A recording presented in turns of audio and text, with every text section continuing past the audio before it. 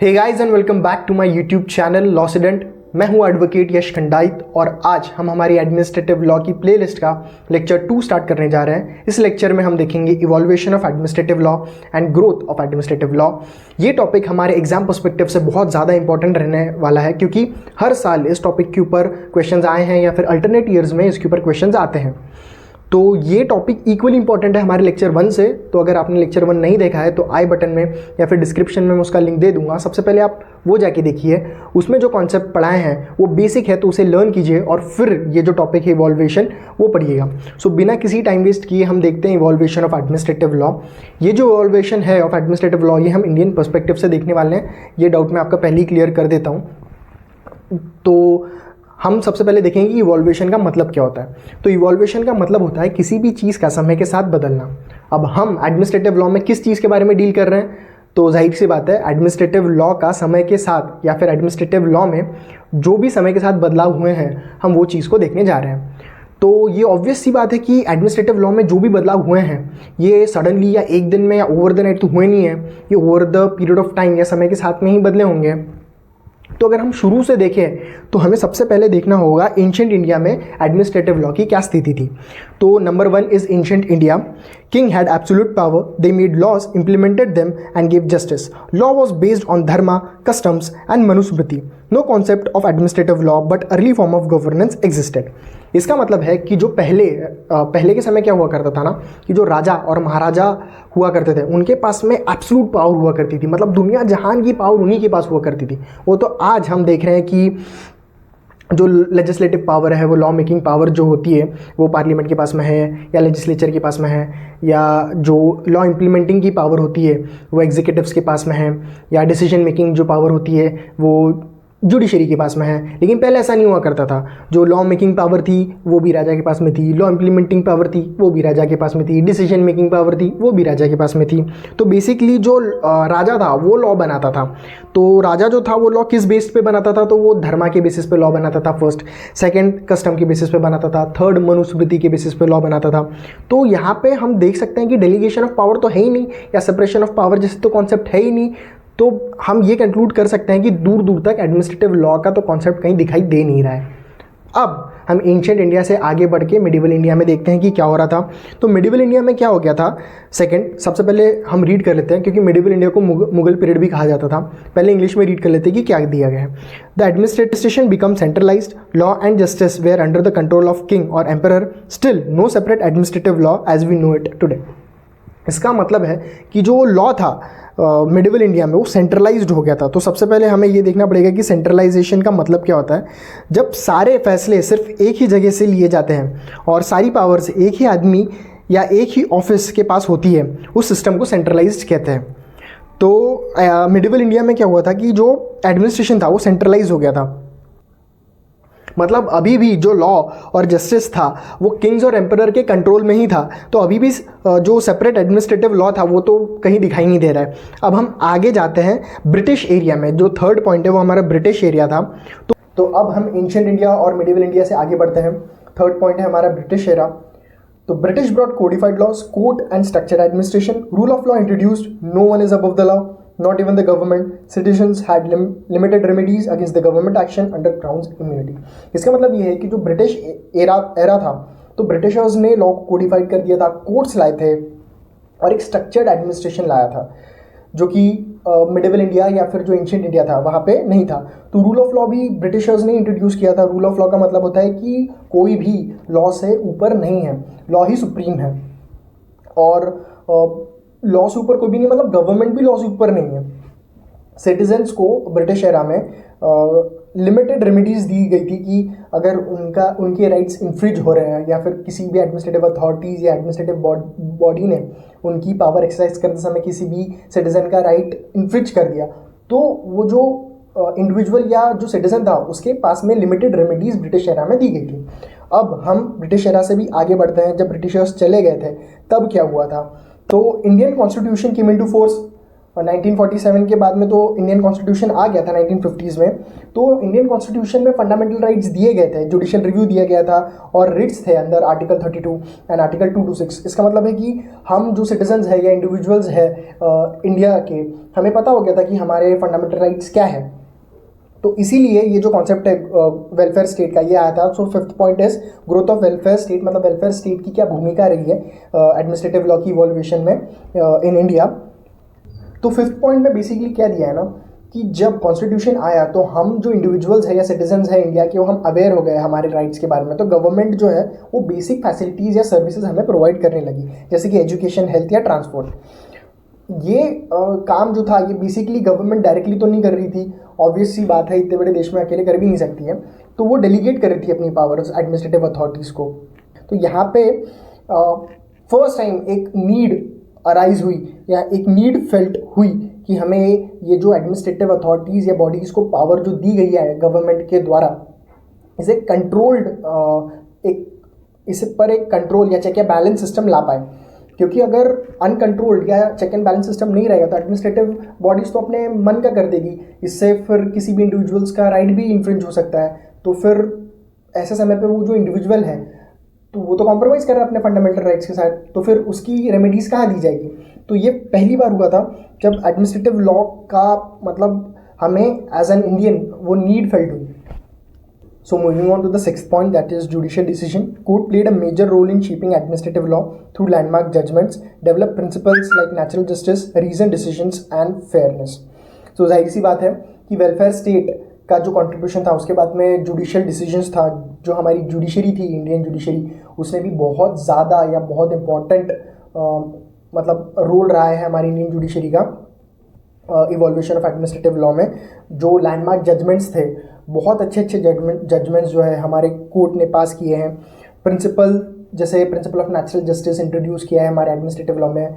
Basically principle of natural justice बताता है कि both the party should be heard, मतलब जो एडमिनिस्ट्रेटिव बॉडीज़ है उन्हें भी मौका दिया जाएगा किसी भी कंक्लूजन या किसी भी जजमेंट में पहुंचने से पहले, उनकी बात भी सुनी जाएगी। और जो अग्रीव्ड पर्सन है जिसकी रेमेडी इन्फ्रिज हुई है या फिर जिसकी लीगल राइट्स इन्फ्रिज हुए, उसे भी रेमेडी देने से पहले उसका भी पॉइंट सुना जाएगा। Both the parties will be heard. ऐसी लीगल राइट्स और बहुत सारे अच्छे अच्छे लैंडमार्क जजमेंट्स हमारे कोर्ट ने दिए हैं।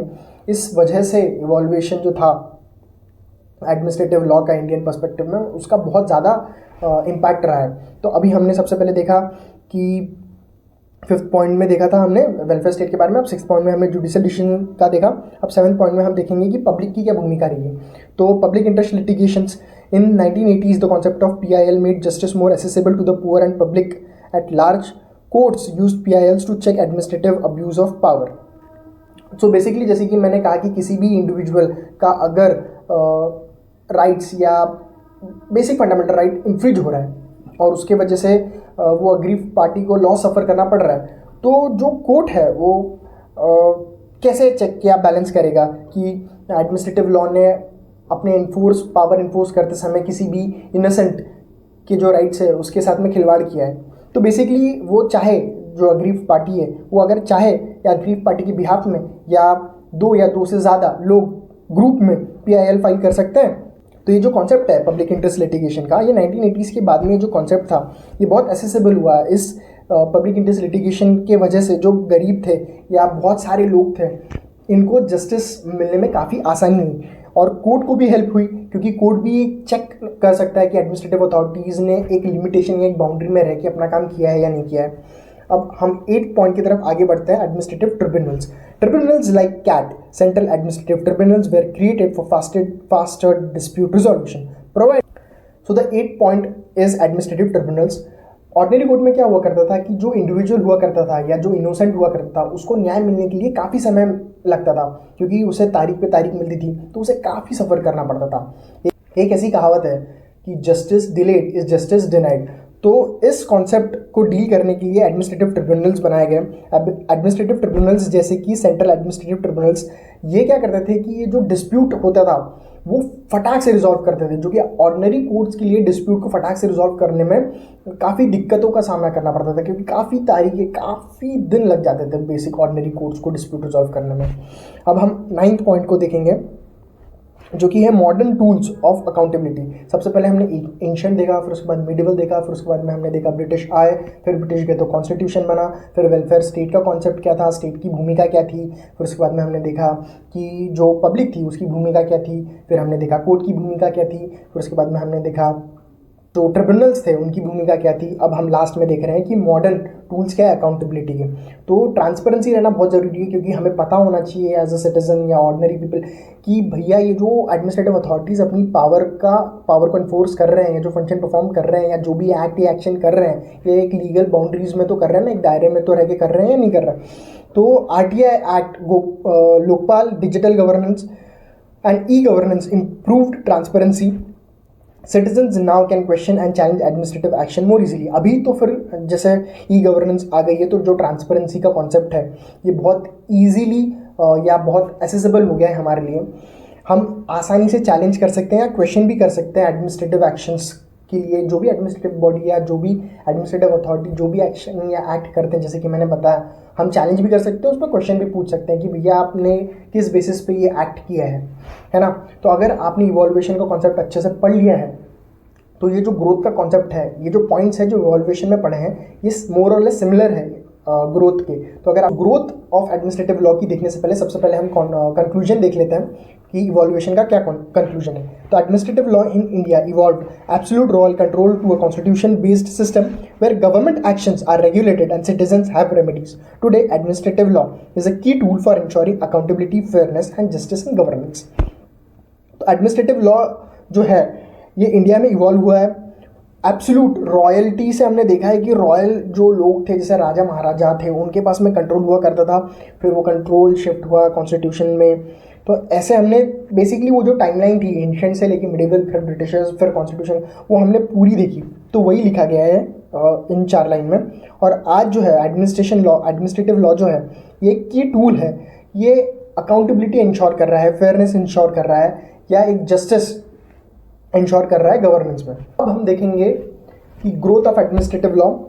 तो सबसे पहले है वेलफेयर स्टेट। जैसे कि हमने इवॉल्यूशन में पढ़ा कि जो इंडिविजुअल्स थे कॉन्स्टिट्यूशन में आने के बाद में, या जो सिटीजन्स थे इंडिया के, वो अवेयर हो गए अपने लीगल राइट्स के बारे में। तो गवर्नमेंट जो थी वो, मतलब स्टेट बेसिकली, वो जो फैसिलिटीज़ थी या सर्विस प्रोवाइड करने लगी थी हेल्थ एजुकेशन की कॉमन इंसान पे। तो गवर्नमेंट ना performs social and economic function.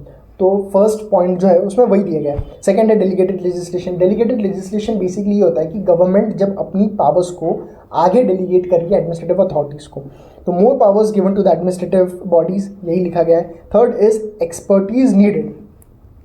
तो क्या होता था, जैसे कि हमने देखा इवॉल्यूशन में कि ट्रिब्यूनल्स बनाए गए।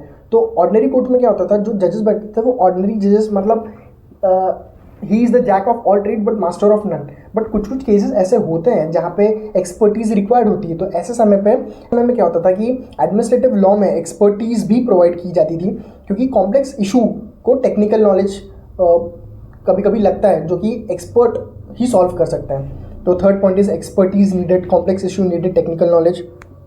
अब फोर्थ पॉइंट की तरफ हम देखते हैं तो स्पीडी जस्टिस सिस्टम। जैसे अभी हमने एडमिनिस्ट्रेटिव ट्रिब्यूनल में देखा, ऑर्डिनरी कोर्ट जो है फटाक से रेमेडी प्रोवाइड नहीं कर पाती, लेकिन एडमिनिस्ट्रेटिव ट्रिब्यूनल्स फटाक से रेमेडी प्रोवाइड कर देती है। Fifth is public awareness.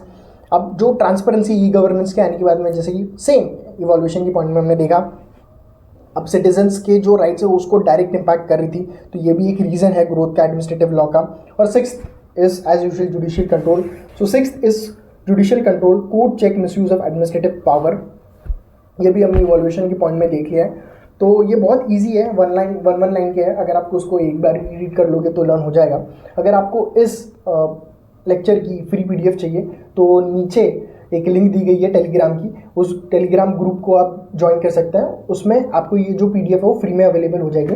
अगर ये लेक्चर आपको समझ में आया तो please like, share and subscribe.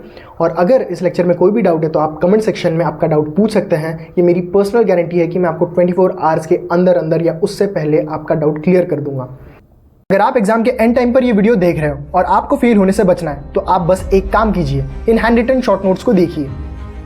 ये handwritten short notes exam perspective से लास्ट मिनट लॉयर्स के लिए आंसर रिटर्न फॉर्मेट में बनाए गए हैं। Starting with the introduction, meaning, definition, body, example, case laws and last conclusion. Charts और diagrams की हेल्प से इन इंपॉर्टेंट क्वेश्चन आंसर को लर्न करना और मेमोराइज करना काफी आसान हो जाता है। एग्जाम के पहले अगर आप इसे 3 बार भी रीड कर लेते हो तो सब्जेक्ट पे आपकी स्ट्रॉन्ग पकड़ हो जाएगी।